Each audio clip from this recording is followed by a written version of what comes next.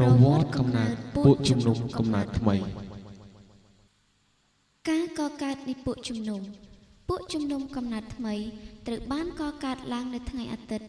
ទី9ខែកក្កដាឆ្នាំ2000យើងបានចាប់ផ្ដើមដោយមានពួកជំនុំចូលរួមក្នុងការថ្វាយបង្គំព្រះលើកដំបូងចំនួន5គ្រួសារដែលមានសមាជិកជាង20នាក់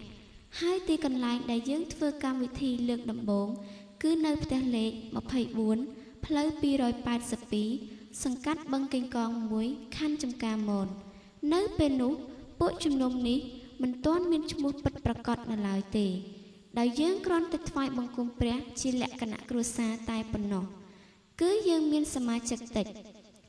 និងមិនទាន់មានទីកន្លែងពិតប្រាកដនៅឡើយ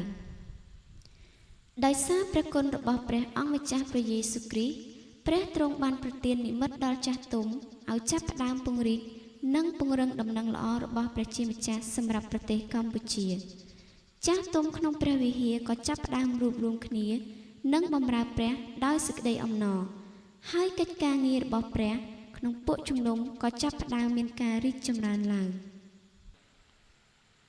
ការរីកចម្រើននិងការរួបរวมដំបូងដោយពួកជំនុំនេះចេះតែរីកចម្រើនពីមួយសប្តាហ៍ទៅមួយសប្តាហ៍ចាស់ទុំក៏សម្រេចរកជួលទីកន្លែងមួយដែលអាចដាក់ពួកជំនុំក្នុងពេលថ្វាយបង្គំព្រះបានច្រើនអ្នកនៅចុងឆ្នាំ2000យើងបានជួលផ្ទះមួយល្វែងសម្រាប់ធ្វើជាព្រះវិហារដើម្បីថ្វាយបង្គំព្រះនៅម្ដុំស្ថានទូតចិនគឺនៅផ្ទះលេខ 2B សង្កាត់ទំនប់ទឹកខណ្ឌចំការមននៅពេលនោះដែលព្រះបានប្រទាននិមិត្តដល់ចាស់ទុំឲ្យដាក់ឈ្មោះពួកជំនុំនេះថាកំណើតថ្មីខណៈពេលនោះពួកជំនុំមានការរីកចម្រើនជាខ្លាំងយើងរួបរวมគ្នាដោយសេចក្តីស្រឡាញ់និងបម្រើព្រះដោយសេចក្តីអំណររហូតមកដល់ដើមឆ្នាំ2002យើងមានសមាជិកចូលរួមនៅក្នុងការថ្វាយបង្គំព្រះថ្ងៃអាទិត្យប្រមាណជាង70នាក់ទៅ80នាក់រាល់សប្តាហ៍កំឡុងពេលដែលកំពុងតែពោពេញដោយការរួបរวมនិងសេចក្តីស្រឡាញ់នោះសាតាំងក៏ចាប់ផ្ដើមចូលមកជ្រៀតជ្រែកកិច្ចការងាររបស់ព្រះនៅក្នុងពួកជំនុំនេះឧបសគ្គដែលនាំឲ្យមានការធ្លាក់ចុះនៅក្នុងព្រះគម្ពីរ1ពេត្រុសជំពូក5ខ8បានចែងថាចូលឲ្យដឹងខ្លួនហើយចាំយាមចុះព្រោះអរិយដែលជាខ្មាំងសត្រូវរបស់អ្នករាល់គ្នាវាតែងដើរក្រវ៉ែលទាំងក្រហឹមដូចជាសឹងដើម្បីនឹងរកអ្នកណាដែលវានឹងត្របាក់លេបបានដូចគ្នានេះដែរ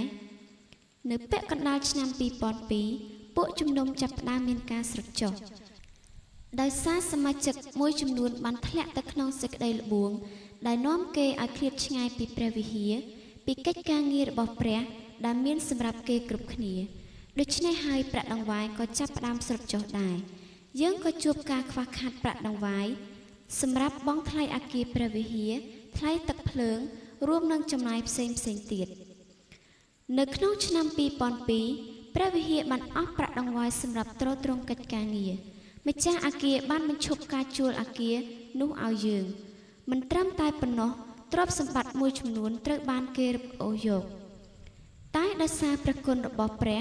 រួមនឹងនិមិត្តរបស់ថ្នាក់ដឹកនាំសពថ្ងៃនេះព្រមទាំងការបដិញ្ញាចិត្តរបស់ពួកជំនុំដែលស្គាល់ពីព្រះគុណរបស់ព្រះនោះយើងនៅតែបន្តការរួបរวมនៅក្នុងការងាររបស់ព្រះជាបន្តទៀតការចាប់ផ្ដើមជាថ្មីនៅពេលនោះយើងបានចាប់ផ្ដើមសារជាថ្មីដោយមានពួកជំនុំដែលនៅចូលរួមថ្វាយបង្គំព្រះប្រមាណជាង20នាក់តែប៉ុណ្ណោះយើងមិនមានអគារព្រះវិហារទេយើងបានថ្វាយបង្គំព្រះនៅពេលខ្លះផ្ទះរបស់គ្រូគង្វាលនិងនៅពេលខ្លះទៀតផ្ទះរបស់ពួកជំនុំតែព្រះគុណរបស់ព្រះនៅតែបង្ហូរសម្រាប់យើងជានិច្ចនៅក្នុងព្រះគម្ពីរទំនុកបង្កើនជំពូក23ខ1ព្រះយេហូវ៉ាទ្រង់ជាអ្នកគង្វាលខ្ញុំនឹងមិនខ្វះអ្វីសោះទ្រង់ឲ្យខ្ញុំដេកសម្រាកនៅទីមានស្មៅខៀវខ្ចីទ្រង់នាំខ្ញុំទៅក្បែរមាត់ទឹកដែលហូរគ្រឿនយោងតាមព្រះបន្ទូលរបស់ទ្រង់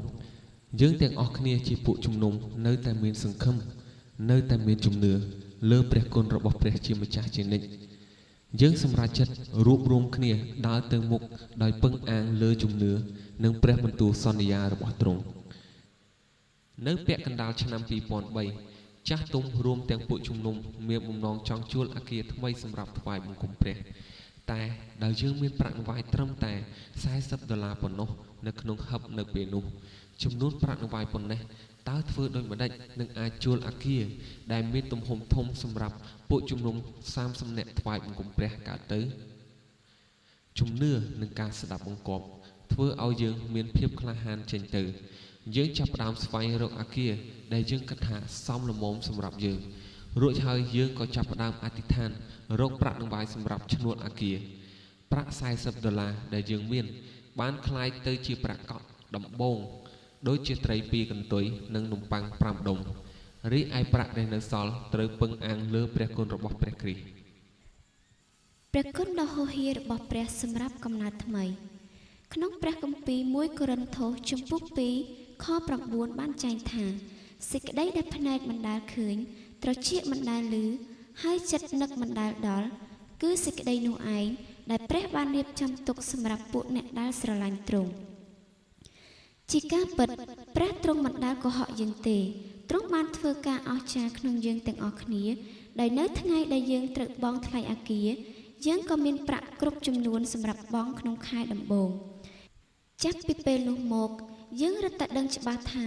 ព្រះទ្រង់ប្រើយើងហើយគង់ជាមួយយើងគ្រប់ពេលវេលាទោះជាយើងគ្មានលុយសល់ក្នុងហឹបតែយើងមិនដែលខ្វះលុយសម្រាប់បង់ថ្លៃឈ្នួលអគារទឹកភ្លើងនិងចំណាយផ្សេងឡើយតាំងពីពេលនោះមករហូតដល់សប្តាហ៍ថ្ងៃនេះយើងនៅតែរស់ដោយជំនឿនិងពឹងអាងលើព្រះគុណរបស់ព្រះជានិច្ចនៅក្នុងកិច្ចការងាររបស់ព្រះជាម្ចាស់និងក្នុងវិហារយើងមិនមានប្រាក់ឧបត្ថម្ភពីអង្គការឬក្រុមនិកាយណាមួយនោះទេ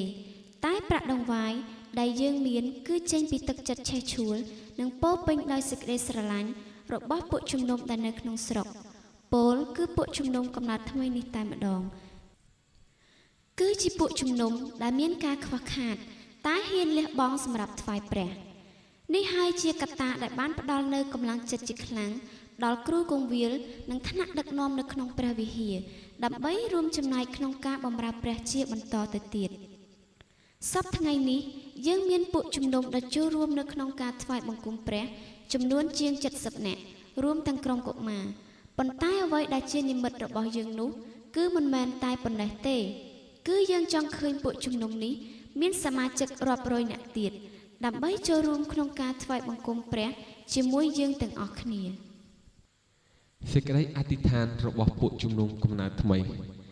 ដូច្នេះហើយសូមលោកគ្រូអ្នកគ្រូព្រមទាំងបងប្អូនរួមជំនឿទាំងអស់ជួយអធិដ្ឋានសម្រាប់ពួកជំនុំមួយនេះដូចខាងក្រោមទី1សូមឲ្យពួកជំនុំនេះមានជំនឿកាន់តែរឹងមាំឡើងបន្ថែមទៀតទី2សូមឲ្យពួកជំនុំនេះឈ្នះសេចក្តីល្បួងនិងការអាក្រក់ជាច្រើនទី3សូមឲ្យមានអគារព្រះវិហារជាកម្មសិទ្ធិរបស់ពួកជំនុំទី4សូមឲ្យពួកជំនុំនេះពោរពេញដោយសេចក្តីស្រឡាញ់និងការអត់ទោសដែលមកពីព្រះទី5សូមឲ្យយើងមានប្រាក់ដង្វាយសម្រាប់ទ្រទ្រង់កិច្ចការរបស់ព្រះជាបន្តទៀតសូមអរគុណសម្រាប់ការដែលយកចិត្តទុកដាក់ស្ដាប់របស់លោកគ្រូអ្នកគ្រូព្រមទាំងបងប្អូនរួមជំនឿទាំងអស់គ្នាសូមអរគុណសូមព្រះប្រទានពរ